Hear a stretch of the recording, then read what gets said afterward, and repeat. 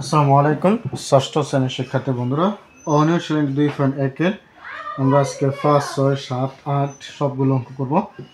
নিচের সমতুল অনুপাতগুলোকে চিহ্নিত করো। কোনগুলো সমতুল অনুপাত সেগুলো আমাদেরকে চিহ্নিত করতে হবে। সেজন্য আজকে আমরা করব 5-এর ক। দেখো 5-এর ক নম্বর আছে 12 অনুপাত কত 18। 12 অনুপাত 18কে আমরা লিখতে পারবো 12/18 পূর্ব রাশি উত্তর রাশি দ্বারা ভাগ। দেখো এটাকে আমরা যদি 6 দিয়ে ভাগ করি তাহলে 6 দুগুণে 12 318 অর্থাৎ 2/3 সমান আমরা লিখতে পারবো 2:3। 2:3 এটাকে আরও ছোটো করে লেখা যাবে। আমি দেখাচ্ছি তারপর এটা এরপরে আছে কত নেই, এরপরে আছে 6:18। 6:18 খেয়াল করো এই দুইটি সংখ্যাকে এমন একটি সংখ্যা দিয়ে ভাগ করতে হবে যেটা দোমরার সংখ্যা মধ্যে ভাগ করা যায়। এমন কোন সংখ্যা আছে যেটা দোমরার মধ্যে ভাগ করা যায়? অবশ্যই 3 6 মধ্যে যায় 2 বার, আর 3 18 মধ্যে যায় 6 বার। এটাকে আমরা 6 দিয়ে ভাগ করতে পারি। 6 6 ভিতরে যায় 1 বার, 6 6 ভিতরে যায় 1 বার, 18 ভিতরে যায় 3 বার। এটুকু আমরা করতে পারবো, কোনো অসুবিধা নেই। এটুকু না দেখি আমরা এটুকু করতে পারবো। এরপরে দেখো 15:10 15:10। তো 15:10 মধ্যে 5 দিয়ে ভাগ যাবে। 5 দুগুণে 10 আর 5 একে 5 হচ্ছে 1:3। 5 দুগুণে 10 আর 5 একে 5। এরপর আছে 3:2। 3:2 এটাকে কোনো সংখ্যা দিয়ে ভাগ করা যাচ্ছে না, তাই আমরা 3:2 রেখে দিলাম। এরপরে আছে তোমার 6:9। 6:9। 6:9কে আমরা 3 দিয়ে ভাগ করতে পারি। 3 দুগুণে 6, 3 3 9। আবার আছে তোমার 2:3। 2:3। 2:3কে কোনো সংখ্যা দিয়ে ভাগ করা যায় না, তাই তোমরা 2:3 রেখে দিতে পারো। 2:3 রেখে দিতে পারি আমরা। তারপর আছে 1:3। তো 1:3 তার মানে আমরা 1:3 রেখে দিতে পারি। এরা তো এমনি মৌলিক সংখ্যা, এদের কোনো সংখ্যা ভাগ করা যায় না। 2:6।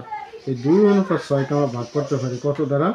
2 দ্বারা। 2 দিয়ে 2 যায় 1 বার, আর 6 ভিতরে যায় 3 বার। আর তোমার রয়েছে 12:18। 12 হচ্ছে কত? 12 হচ্ছে 8। 12:8কে আমরা লিখতে পারি। দেখো আমরা 3 4 দ্বারা যায়। 3 4 12 আর 4 দুগুণে 8। এখন এখান থেকে আমাদেরকে বের করতে হয় কোনগুলো সমতুল অনুপাত, অর্থাৎ অনুপাতগুলো সমান।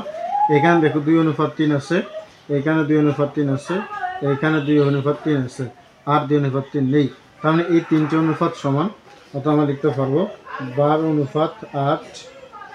তারপর এখানে আছে 6:9। এরা হচ্ছে সমতুল অনুপাত। এটা তো এমনি সমতুল অনুপাত। এইটা তো তোমার কি এমনি সমতুল অনুপাত। এই সমতুল অনুপাত হচ্ছে কত? 2:3। 2:3 হচ্ছে কি সমতুল। তাহলে আমরা লিখতে পারবো সমতুল অনুপাত। এরা সমতুল অনুপাত। এই সমতুল অনুপাত। এরপর দেখো এবার আছে 1:3। তাহলে 1:3 আছে কই খুঁজো। এটা তো এইভাবে আছে, এটা কান্নার দরকার নেই। এই হচ্ছে 1:3। তার মানে এই দুইটি হচ্ছে আমার সমতুল অনুপাত, অর্থাৎ 6 আর 18। 6:18। তারপরে রয়েছে তোমার কত? 2:6। এদের সমতুল অনুপাত কত পেয়েছি আমরা? 1:3 সমতুল অনুপাত। এবার দেখো 2:1। 2:1 আর আছে কিনা? 2:1 আর আছে কিনা দেখো। 2:1। 2:1 নেই। 3:2 আছে দেখো। এই 3:2, এই 3:2। তার মানে এই দুইটা হচ্ছে আমার সমতুল অনুপাত। 3:2। একটা হচ্ছে তোমার 3:2 এর এবং হচ্ছে 12:8। এদের সমতুল অনুপাত হচ্ছে 3:2 সমতুল অনুপাত। এই হচ্ছে তোমার সমতুল অনুপাত নির্ণয়ের সিস্টেম। এই হচ্ছে তোমার সমতুল অনুপাত। এখানে আমার একটা মিস্টেক হচ্ছে, সেটা হচ্ছে আমরা 5 দিয়ে কাটবো। 5 দিয়ে ভাগ করলে তোমার 3 5 15 3 বার যায়, আর 5 10 অনুযায়ী 2 বার 3 অনুপাত 2। তাই এখানে আমার আরেকটা আসবে, সেটা হচ্ছে 15 অনুপাত 10, তারপরে তোমার হচ্ছে 3 অনুপাত 2 এবং 12 অনুপাত 8। এদের সমতুল অনুপাত হচ্ছে 3 অনুপাত 2। আশা করি বুঝতে পেরেছো।